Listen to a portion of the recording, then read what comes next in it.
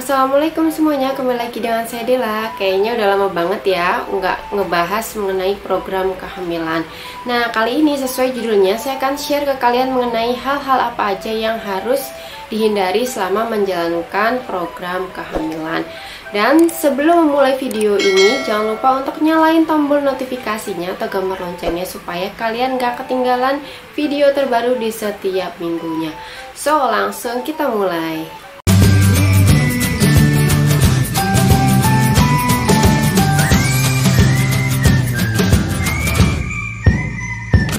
Yap, langsung aja kita bahas dari poin yang pertama yang harus dihindari pada saat program kehamilan. Saya harap teman-teman nonton video ini sampai habis supaya kalian gak ketinggalan informasi yang saya akan sampaikan ke kalian. Jadi poin yang pertama adalah kalian harus menghindari rokok. Seperti yang kita ketahui bahwa memang rokok itu sangat tidak baik untuk kesehatan, termasuk buat teman-teman yang sedang menjalankan promil karena dapat mengganggu kesuburan. Baik pria ataupun wanita harus menjauhi rokok ya. Dan yang dimaksud menjauhi atau menghindari merokok ini adalah bukan hanya orang-orang yang merokok secara aktif atau merokok secara langsung, tapi buat teman-teman yang mungkin menjadi perokok pasif. Jadi kalian sering menghirup asap rokoknya itu sama aja tidak bagus untuk kesehatan dan untuk teman-teman yang sedang menjalankan promil. Ya, lanjut ke poin yang kedua, yaitu mengurangi asupan atau konsumsi makanan atau minuman yang mengandung kafein. Sebenarnya kafein itu boleh aja dikonsumsi, termasuk buat orang-orang yang sedang menjalankan promil, tapi dalam batasan tertentu. Ya, seperti yang kita tahu juga bahwa mengkonsumsi segala sesuatu secara berlebihan memang tidak baik untuk kesehatan, termasuk kafein. Karena menurut penelitian dapat menurunkan kesuburan dan pada wanita hamil itu dapat meningkatkan resiko terjadinya keguguran. Nah, kafein ini bukan hanya didapatkan dari kopi aja, tapi bisa didapatkan dari makanan atau minuman lain. Misalnya teh, itu juga mengandung kafein.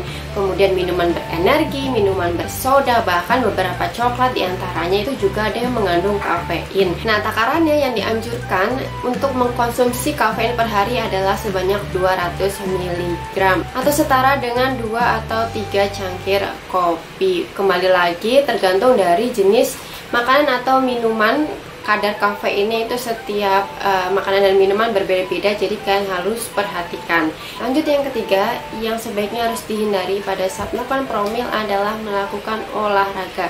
Melakukan olahraga dengan intensitas tinggi, bukan berarti kalian nggak boleh melakukan olahraga sama sekali. Olahraga memang bagus untuk menjaga daya tahan tubuh, kemudian juga untuk yang lagi promil juga bagus untuk menjaga stamina dan kesehatan. Tapi kalau misalnya dilakukan secara ekstrim, baik itu intensitasnya terlalu banyak, durasinya terlalu lama, misalnya seminggu setiap hari full dalam jangka waktu yang lama, sebaiknya harus dihindari pada saat melakukan promil. Karena olahraga yang terlalu ekstrim ini ada kaitannya dengan penurunan kualitas kesuburan, baik itu pada wanita dan pada pria. Jadi sebaiknya buat teman-teman yang ingin melakukan olahraga pada saat promil boleh aja, tapi tidak boleh secara berlebihan atau ekstrim. Nah, lanjut kita bahas ke poin yang keempat mengenai hal yang harus dihindari selama program kehamilan adalah menghindari berat badan yang terlalu gemuk dan juga berat badan yang terlalu kurus. Karena berat badan yang terlalu gemuk ataupun terlalu kurus itu dapat mempengaruhi kesuburan teman-teman dan dapat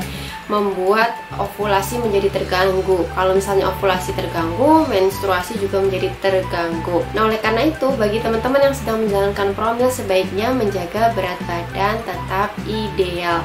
Nah, untuk melihat atau mengetahui apakah berat badan kita termasuk ke berat badan yang ideal atau enggak, itu enggak cuman bisa dilihat melalui bentuk fisik tubuhnya. Oh, berarti ini orang kalau tinggi kurus berarti ideal. Nggak bisa kayak gitu. Untuk mengetahui ideal berat badan seseorang adalah dengan menggunakan rumus indeks massa tubuh. Saya udah pernah jelaskan di video saya yang ini, kalian bisa cek. Jadi dihitung berdasarkan berat badan dan juga tinggi badan. Oke, jadi itu adalah poin yang keempat, yaitu menjaga berat badan tetap ideal. Yap, yang kelima adalah harus menghindari atau membatasi konsumsi ikan yang bermerkuri. Yap, merkuri ini secara alami memang dapat ditemui baik di tanah ataupun air, baik itu di air tawar ataupun air laut.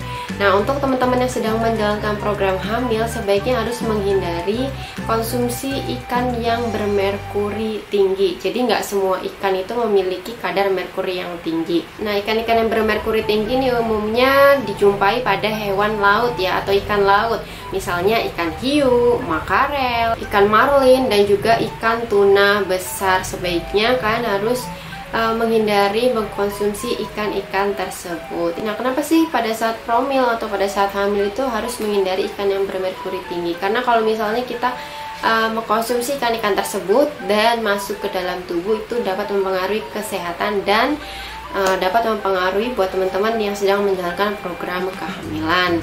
Jadi memang sangat disarankan untuk menghindari ikan-ikan yang memiliki merkuri tinggi. Jadi intinya teman-teman yang sedang menjalankan promil ataupun hamil boleh untuk mengkonsumsi ikan, karena memang ikan itu memiliki kandungan omega 3 yang memang dibutuhkan oleh tubuh kita dan memiliki vitamin lain yang penting yang kita butuhkan juga. Cuman memang konsumsi ikannya itu harus dipilih-pilih dulu, harus menghindari ikan-ikan yang bermerkuri tinggi seperti yang saya sebutkan tadi. Kalaupun ingin mengkonsumsi ikan lain boleh yang memiliki merkuri rendah, tetapi dalam jumlah batasan yang sudah ditentukan. Sekali lagi, apapun jenis makanannya, kalau dikonsumsi secara berlebihan tidak baik untuk kesehatan. Sekarang ke yang keenam ya, mungkin beberapa orang ada yang pada saat melakukan hubungan suami istri menggunakan pelumas.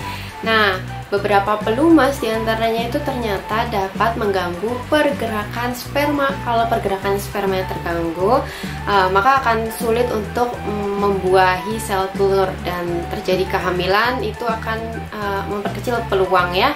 Jadi walaupun memang nggak semua jenis pelumas dapat mengganggu pergerakan sperma, sebaiknya pada saat melakukan program kehamilan, buat teman-teman yang biasa menggunakan pelumas pada saat melakukan hubungan suami istri, sebaiknya dihentikan dulu. Ataupun kalau misalnya kalian ingin tetap pakai, silahkan, tetapi konsultasi dulu ke dokter kalian, karena memang nggak semua jenis pelumas itu dapat mengganggu pergerakan sperma. Yap, sekarang kita lanjut ke poin yang berikutnya. Yap, jadi poin yang ketujuh adalah menghindari konsumsi alkohol dan obat-obatan tertentu. Alkohol memang sudah terbukti ya tidak bagus untuk kesehatan, termasuk untuk teman-teman yang sedang menjalankan program kehamilan, karena memang dapat mengganggu kesuburan. Kemudian penggunaan obat-obatan tertentu bukan cuma narkoba aja, tetapi obat-obatan yang mungkin yang bisa dibeli secara bebas. Sebaiknya kalian harus perhatikan baik-baik buat teman-teman yang sedang menjalankan promil, karena ada beberapa obat yang memang tidak disarankan untuk teman-teman yang sedang hamil ataupun sedang promil. Jadi sebaiknya kalian baca kontraindikasinya itu untuk siapa aja. Nah, selain itu kalian juga harus konsultasi terlebih dahulu apabila kalian memang mengkonsumsi obat-obatan yang memang nggak boleh dibeli secara sembarangan gitu ya, karena sekali lagi beberapa obat-obatan tertentu dapat mempengaruhi kesuburan. Nah, sekarang ke poin yang ke-8, hampir selesai ya teman-teman ini. Jadi poin yang ke-8 adalah menghindari produk yang mengandung BPA. Jadi BPA ini adalah bisphenol A, kepanjangannya, merupakan bahan yang sebenarnya udah lama digunakan untuk campuran atau mengeraskan wadah minum ataupun tempat makan. Cuman menurut penelitian, BPA ini selain mengganggu kesehatan, dapat juga mengganggu kesuburan. Sehingga buat teman-teman yang sedang menjalankan program hamil, untuk menghindari pemakaian produk yang mengandung BPA ini. Nah, untuk menghindari produk yang ada BPA ini, kalian bisa melihat kode segitiga atau kode resin yang ada di wadah makanan atau minuman. Nah, selain itu kalian juga bisa memilih produk-produk yang ada keterangan BPA free ataupun food grade. Dan sebaiknya kalian tidak menggunakan wadah makanan atau minuman yang memang hanya digunakan sekali pakai. Jadi jangan dipakai berulang-ulang, apalagi untuk memanaskan makanan ataupun menyimpan makanan yang panas, karena dapat mempengaruhi kepada kesehatan kalian. Oke.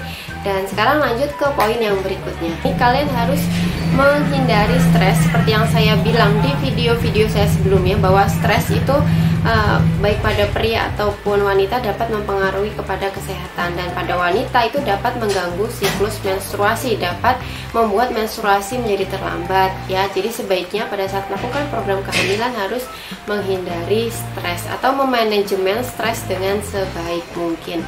Dan sekarang masuk ke poin yang terakhir yang harus diperhatikan pada saat melakukan program kehamilan, yaitu tidak hanya berfokus pada jumlah atau frekuensi melakukan hubungan intimnya aja teman-teman, karena untuk memperoleh peluang kehamilan yang besar juga diperlukan kondisi jasmani dan juga rohani yang bagus. Jadi gini deh, kalau misalnya terlalu sering gitu ya, tetapi kondisi fisik sedang lelah dan sedang stres, itu akan mempengaruhi kualitas sperma pada pria. Jadi frekuensi nggak cukup untuk memperoleh peluang kehamilan yang besar, diperlukan kondisi jasmani dan juga rohani yang bagus baik pada pria ataupun pada wanita. Nah, jadi itu dia mengenai hal-hal yang harus diperhatikan buat teman-teman yang sedang menjalankan program kehamilan. Buat kita manusia tentu hanya bisa melakukan doa dan juga usaha. Dan buat teman-teman yang sedang menjalankan program kehamilan, semoga cepat diberikan momongan. Dan sekian dari video ini. Kalau misalnya ada yang ingin ditanyakan atau kalian bisa request, kalian bisa tuliskan di kolom komentar. So, mohon maaf bila ada kesalahan kata. Sampai jumpa di video saya selanjutnya. Wassalamualaikum warahmatullahi wabarakatuh. Bye.